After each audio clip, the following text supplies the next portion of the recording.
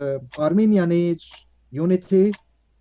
Armenia needs a negotiating team that is able, willing, and serious to bring an end to the conflict.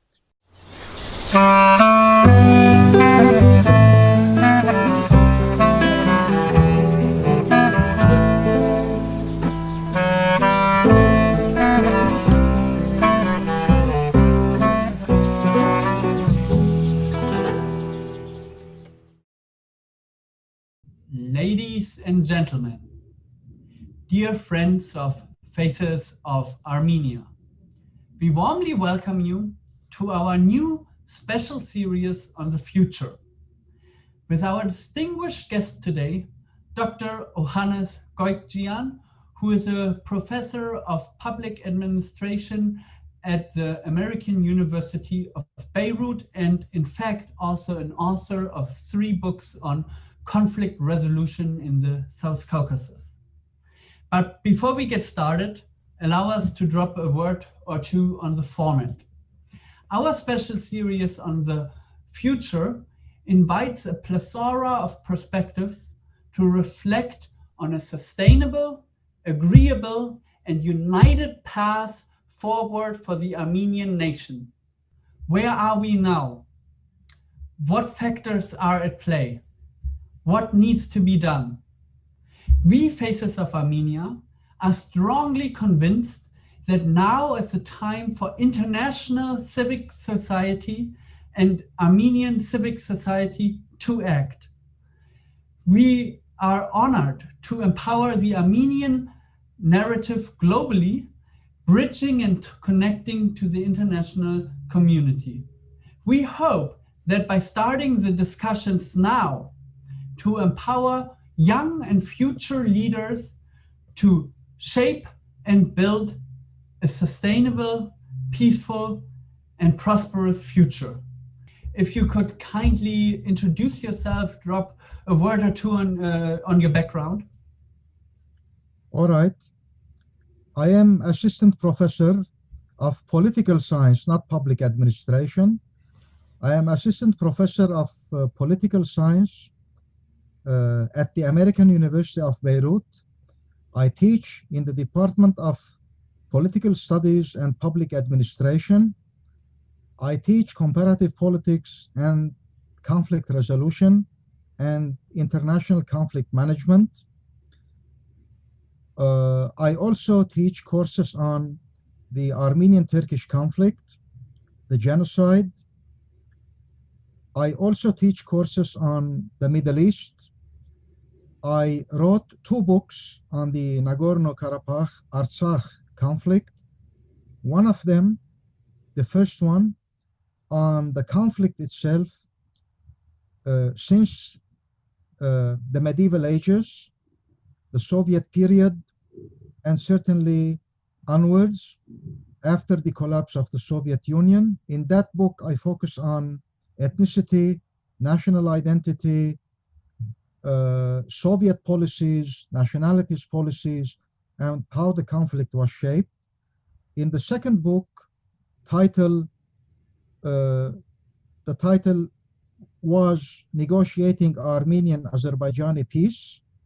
In that book, I elaborate on the negotiations on the various peace plans since 1992, and the obstacles and the opportunities. That was the subtitle of the book, Opportunities, Obstacles, and what could be, the perspectives on the future, because it seems that the negotiations did not achieve the expected outcome, and I explain the reasons and the causes and the deadlock in the negotiations. And I do say in that book, in the second book, that asymmetric conflicts are not easy to address and solve. The Artsakh conflict, the Nagorno-Karabakh conflict, being asymmetric, and being ethno-territorial conflict, as I define it, ethnic and territorial, two peoples claiming the same territory, considering it part of the homeland. So in such cases, it becomes really complex and very difficult to actually figure out a solution that could satisfy both parties, mutually acceptable solution. So I elaborate, there is a lengthy elaboration in the book since the 1992, the negotiations that were conducted under the auspices of the OSCE Minsk Group, the three co-chairs, United States, France, and Russia. And I certainly talk about themes and peace plans, potential plans, since 1992, as I said, but unfortunately, this conflict has not been resolved. And in the last part of the book, I do say that we need conflict transformation, civil society action at the grassroots level, because solutions presented from the top, track one diplomacy, do not work. And this is actually what happened. And so I did not make predictions in the book, but I did include a wide literature on conflict resolution and conflict management. And I do say that without conflict transformation at the leadership level, also at the level of the issues, at the level of the context of the conflict, so such asymmetrical conflicts are very difficult to solve. What we witness today is actually a situation that I myself expected to witness and to reach, as long as there was no serious negotiations being conducted between Azerbaijan and Armenia. Armenia considered, I mean, it took it for granted that the Artsakh conflict is solved, and it actually gambled, between quotations, that Azerbaijan would never launch a military attack, a new offensive, and that the Madrid principles, the format that was in 2007, I mean, could be negotiated on that format, taking into consideration withdrawal, the refugees issue, the status of Nagorno-Karabakh, that would be left to a second stage, and that a referendum would be conducted actually to bring a solution to the conflict. So during the 26 or 28 years of negotiations, no outcome was achieved. I mean, mutually acceptable outcome. Always there was, by Azerbaijan, the demand of returning the adjacent territories of Nagorno-Karabakh, but the Armenian side actually believed that in the long run, I mean, those territories would be returned on the condition that the status of Karabakh, Artsakh, is determined. So land in return of peace, that was the formula. Land in return of peace, that was the formula.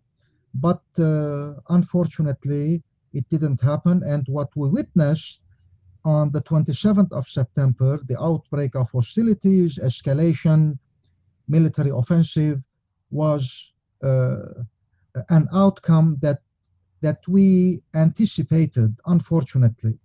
we anticipated, unfortunately. Then let me interject here. You decided to write 2 books. Writing a book takes time. I think the first one in 2012.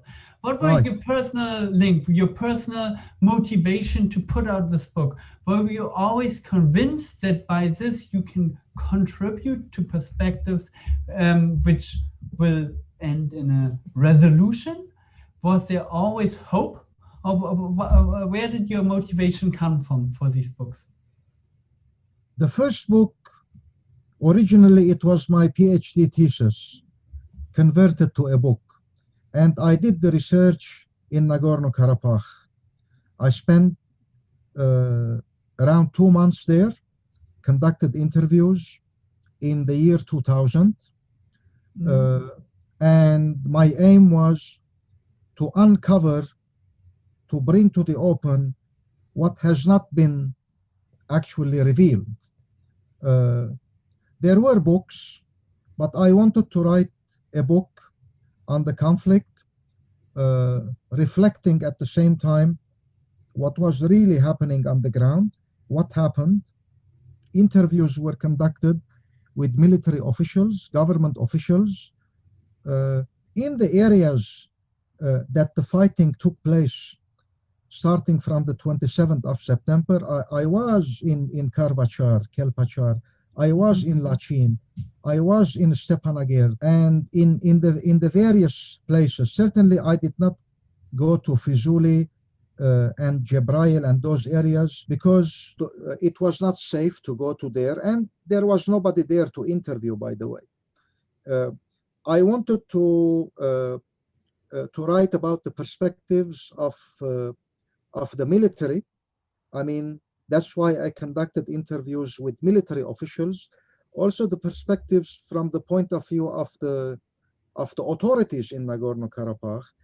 So I conducted interviews with the Speaker of the Parliament, with the President, and with various officials who actually were holding positions in the government and in the authorities.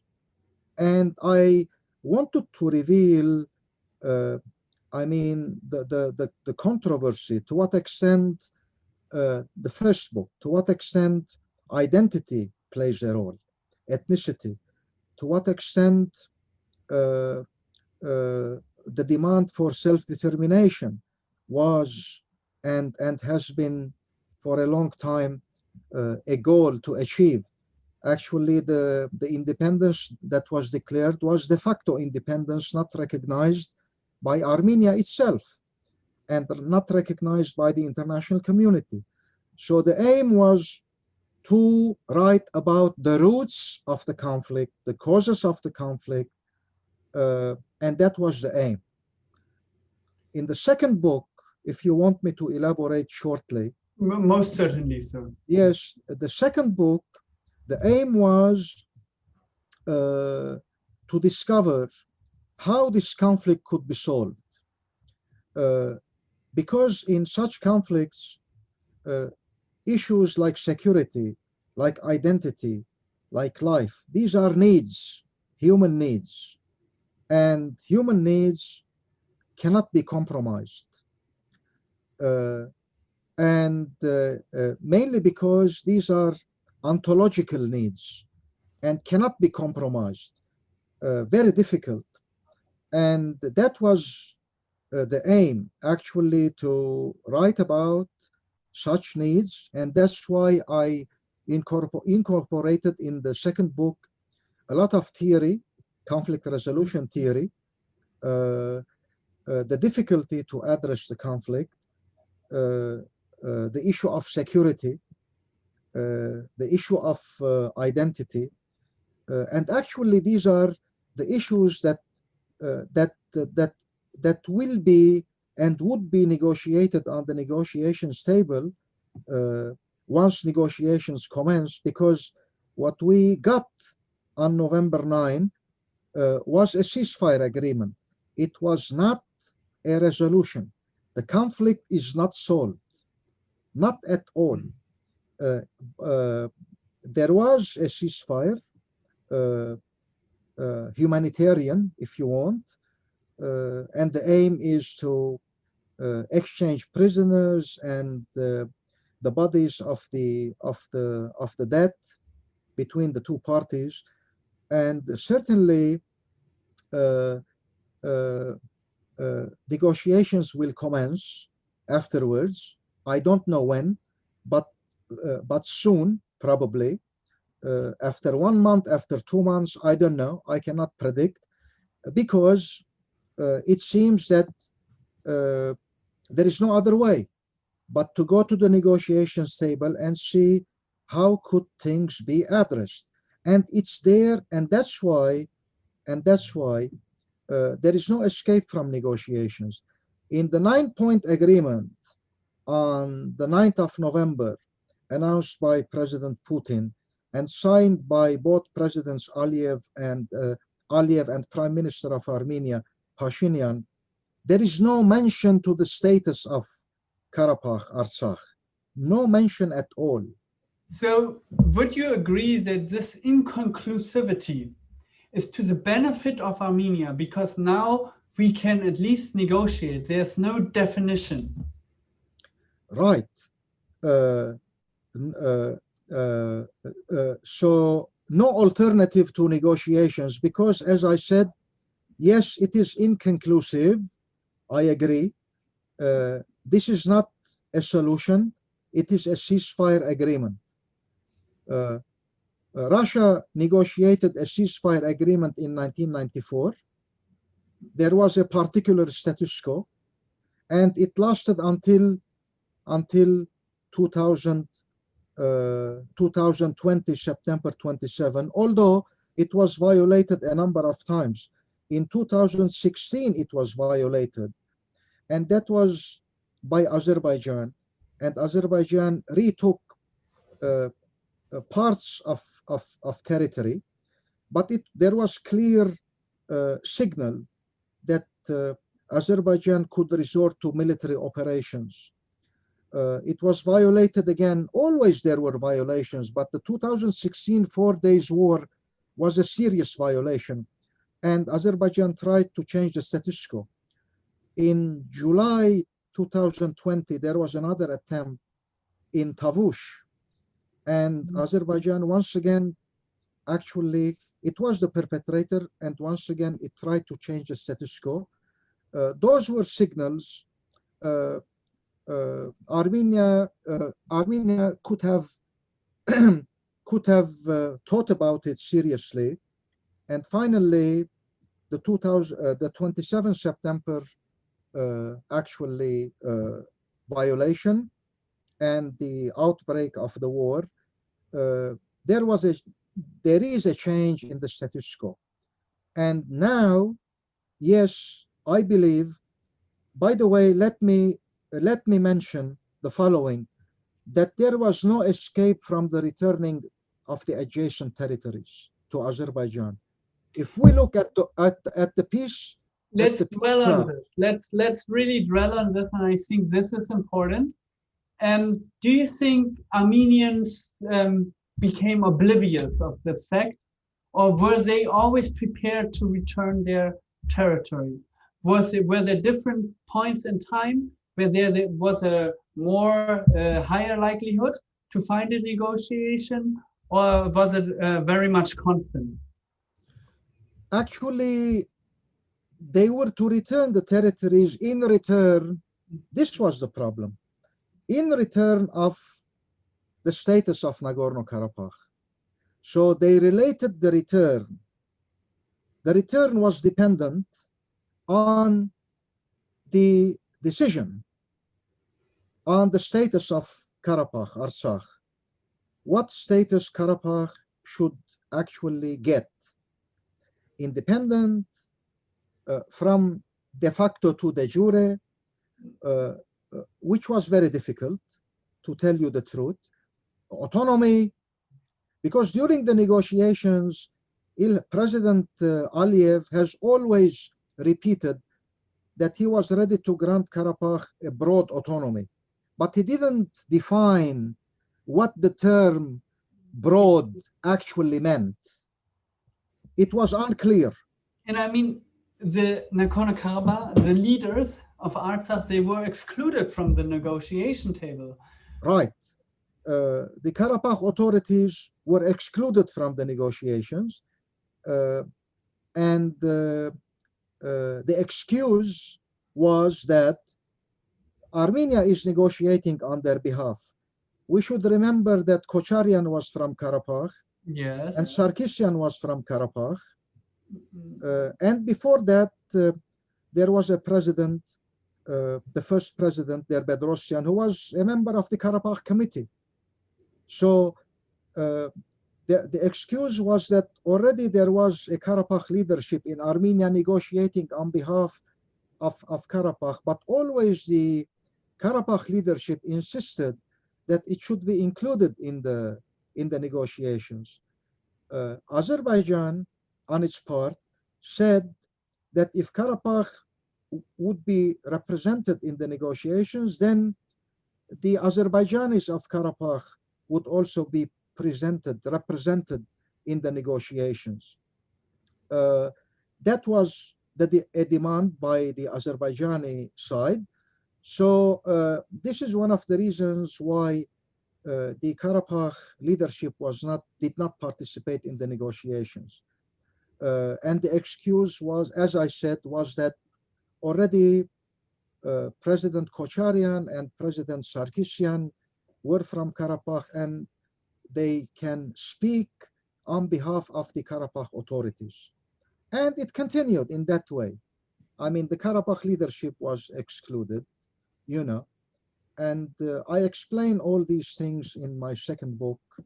But concerning the territories adjacent to Karabakh, to complete my answer to your question, I mean, the Armenian perspective was that the territories would be returned once the status became clear. And the status never became clear. And the territories were not returned. But there was always emphasis on the adjacent territories by the international community, not only by Azerbaijan, by Russia also.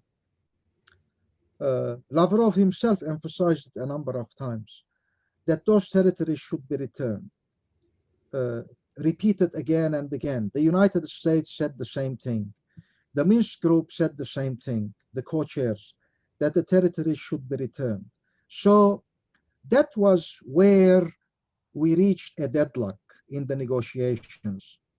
The Madrid principles, if we go back to them, 2007, and then the reviewed Madrid principles, and all the negotiations after that, the Kazan negotiations took place in Kazan and afterwards. Always there was a provision, a point in the peace plans, making it clear that those adjacent territories should be returned. Now, 5+2, not the 7 regions at once. Lachin and Karpachar or Kelpachar would be returned later on. But initially, the other 5 districts, Zankelan, Fizuli, Jabrail, Agdam, you see, should be returned as a first stage. And Lachin and Karpachar would be left to another stage. Meanwhile, I mean, the status of Karabakh was to be negotiated, and accordingly, security, I mean, which is very important. I mean, the Karabakh leadership emphasized on security. What were the security guarantees to return all the territories?